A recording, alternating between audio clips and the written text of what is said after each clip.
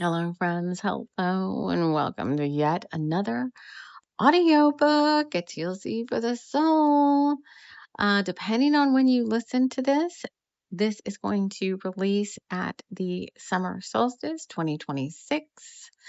This is, I don't know how many in the series of the uh, Spirit Guides of Tessa Locke series. I think I have 3 or 4 already in that series.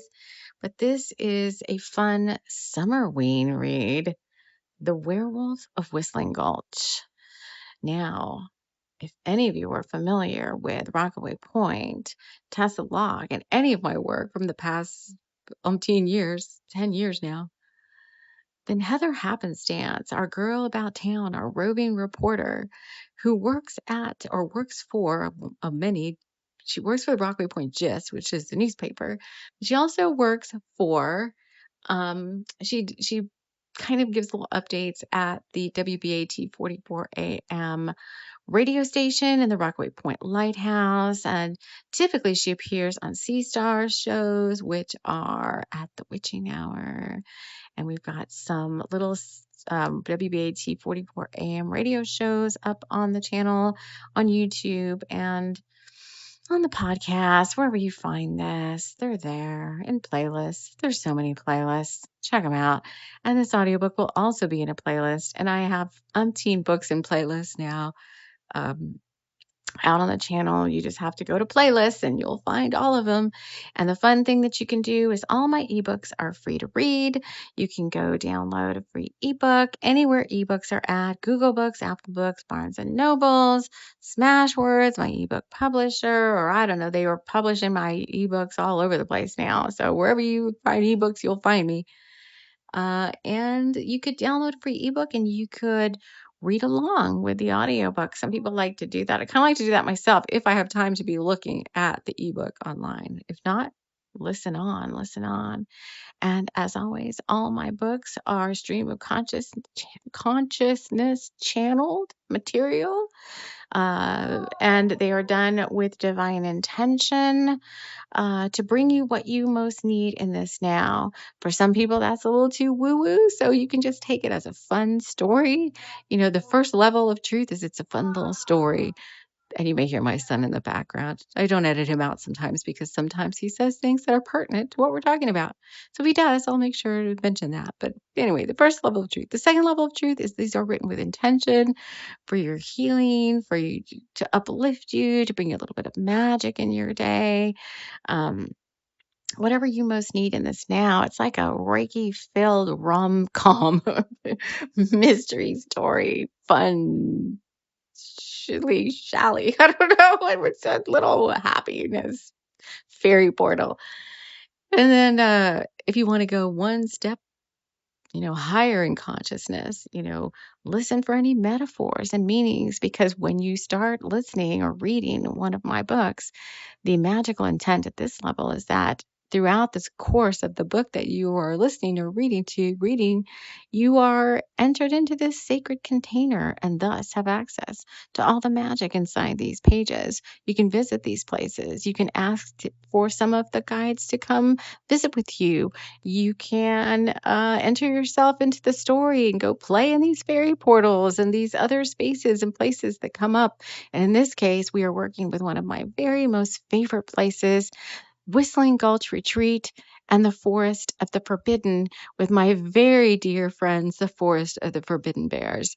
And they are all part of this story. Heather is getting herself into who knows what, but what I've noticed through the channeling of this book is many paramours have come forward to try and get Heather's attention.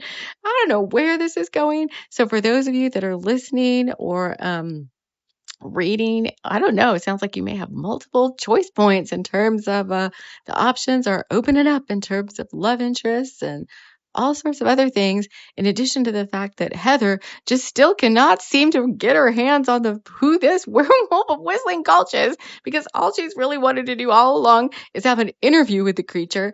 And We're going to see where this goes in this book because as of chapter whatever I'm on, 16, she still has not come across the werewolf. He's been there in the background doing some stuff behind the scenes trying to get her attention, or I don't know if he's even trying to get her attention. He's doing his thing out there, and Heather has not been able to catch up with him. So right here now, I'm going to leave it. I'm going to drop in. That was a nice little intro. Drop into chapter 1. This is The Werewolf of Whistling Gulch. Chapter 1. Heather. Heather Happenstance stood at her kitchen window, pondering what spirit plants she wanted in her garden for the coming spring. It was almost Immelk and Tessa Lock and Rockaway Point, and high time to get out of the house and enjoy the late winter sunshine. But Heather had other ideas for this late winter time. She'd received a handful of reports about the werewolf again. Quite some time ago, she'd made several attempts to find him, or maybe her, without success. Her equipment would break, or she'd fall prey to some other being who wanted her attention. But there'd been enough reports to get Heather excited again about locating and maybe even speaking to this werewolf person. This time the reports had come from Whistling Gulch and the Forest of Forbidden Bears. Heather thought back to several moons ago when Whistling Gulch had been the scene of Dark Matter's agents trying to take over the town. That was my book, The Rose of San Juan Capistrano. She'd spoken at length with Abigail and Dakar about just what had happened out there, but they would only allow her to use a small snippet of the intel she received in her reports in the WBAT 44 AM radio news show. How was she supposed to share what was going on if the only things they allowed her to say were so inane and of little importance? She had tried on one occasion to share more about another thing we can't ever get our hands completely on, the Handbook de los Santos, but her words in the show's recording had come out all scratchy and garbled. Bringers of the light agents weren't supposed to censor anything in the real world unless the knowledge of such information could fall into the wrong hands. And the Handbook de los Santos was such a powerful and unknown book that this information was highly guarded by the Bringers of the Light HQ members. Well, fine, Heather thought to herself. Let's see what happens with this werewolf story. Surely the town would find some value or maybe entertainment in this news, especially if the werewolf was stalking unsuspecting townsfolk. Although all Heather had heard about the creature so far was that one Lila the Lucky, from my last book, Star Trek, a traveling carny girl, had seen the werewolf one night when she was out picking herbs for her lover's perfume potions. There was also reports from Whistling Gulch Retreat Management that a dark, hairy creature had been seen picking through the garbage bins one night under the full moon. It all seemed pretty harmless to Heather. Plus, weren't werewolves supposed to be humans cursed by the bite of another werewolf? Well, now that's an interesting storyline, and Heather decided that she wanted to talk to the person behind the hairy creature. So with bags packed and a cheerful attitude, Heather had reserved several nights at Whistling Gulch Mountain Retreat, intent on using her sleuthing skills to find this so-called werewolf. Chapter 2. Enlivened by Luck. Heather arrived at Whistling Gulch right at the dinner time hour. Many guests were filing by the front desk on their way to the dining area. Auntie Bear's Smokehouse and Pancake Kitchen is open all day and night, and you'll find pretty much anything you could want there, the front desk clerk told Heather. Or, he said, pausing, and not sure if he wanted to say anything about the other place. Do they have chicken fried steak? Asked Heather, dreaming of the southern fried treat that her friend Mac Namara had made for her when he'd visited Tessa Lock last winter from the USA.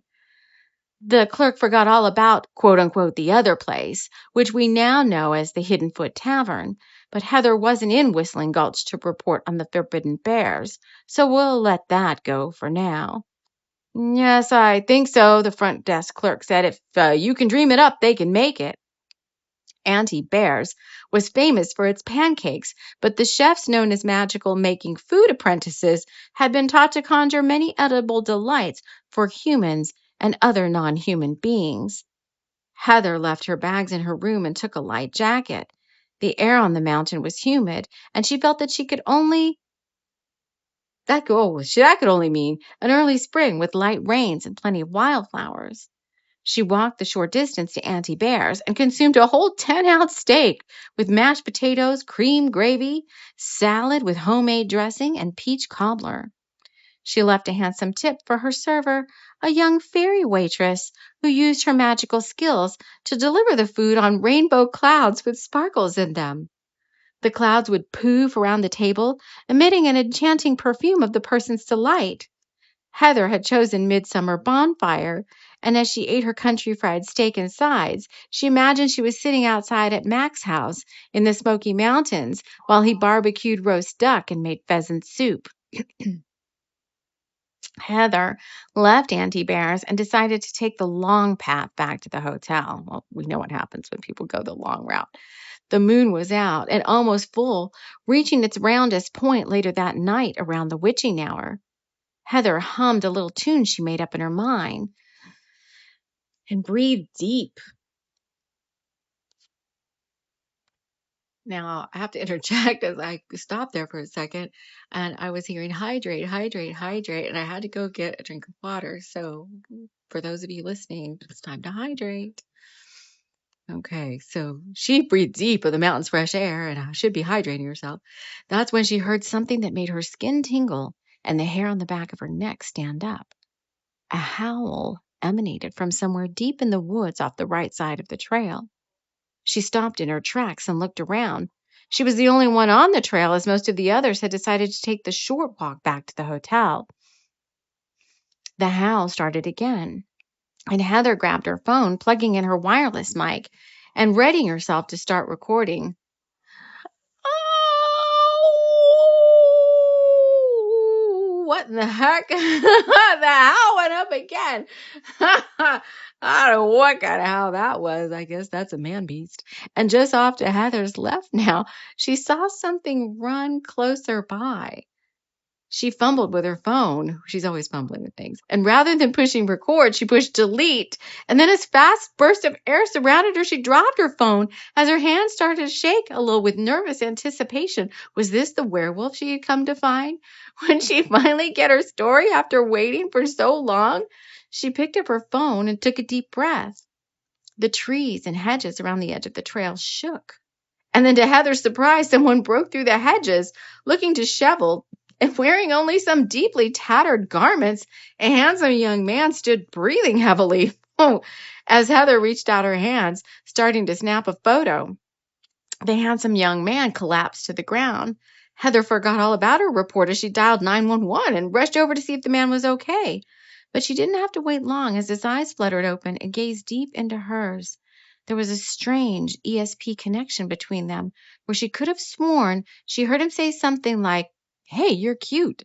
But before she could check his pulse or get a photo shot, the man sat up.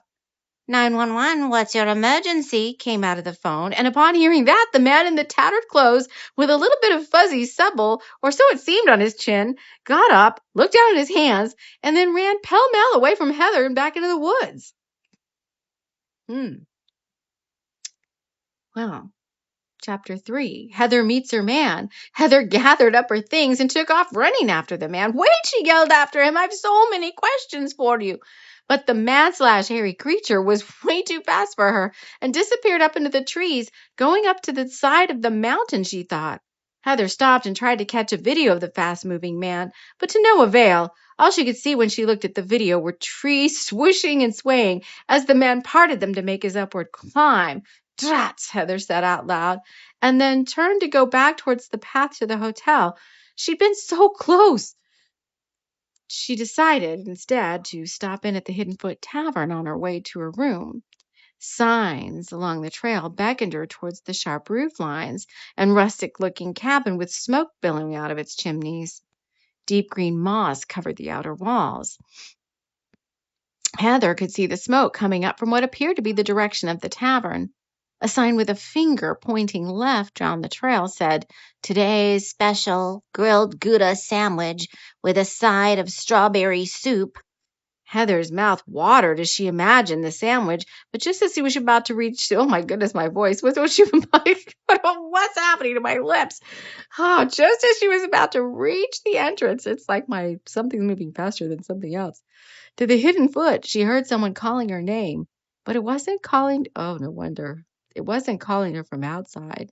Telepathy was calling into her mind. Heather, the voice called out. Can you hear me? Heather started slightly and then stopped to listen again. Heather, the voice called out again.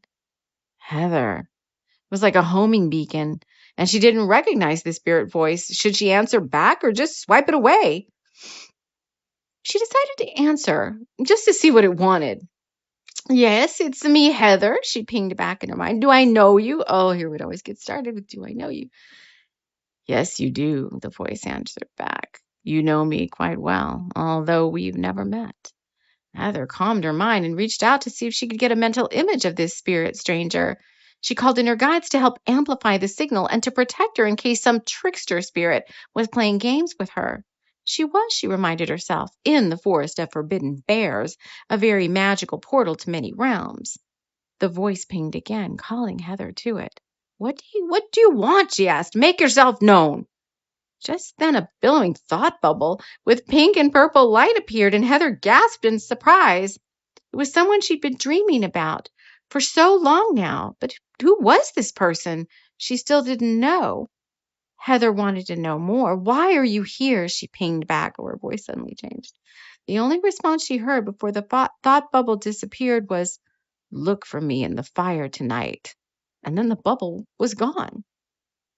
Heather took a deep breath and made her way towards the door of the Hidden Foot Tavern. Perhaps the whole thing had been a creation of the forest's magical energies. But Heather decided to grab her lunch to go and try to figure out just what fire the vision had been talking about. For now, she would enjoy her snack and take a much needed rest.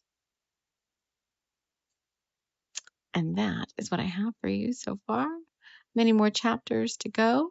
I'll be uploading these, and then next week we'll have the next 3, 4, 5, and 6. So thank you all so much for listening, and we will talk to you again soon. Take care. This episode was brought to you by Auntie Bear's Smokehouse and Pancake Kitchen, Whistling Gulch Retreat's premier restaurant, open all day and all night. You'll find pretty much anything you could want at Auntie Bear's. Come on in for a chicken fried steak special, hot cross buns, or their famous blueberry lemon pancakes. Auntie Bear's Smokehouse and Pancake Kitchen, open all year round for your dining convenience.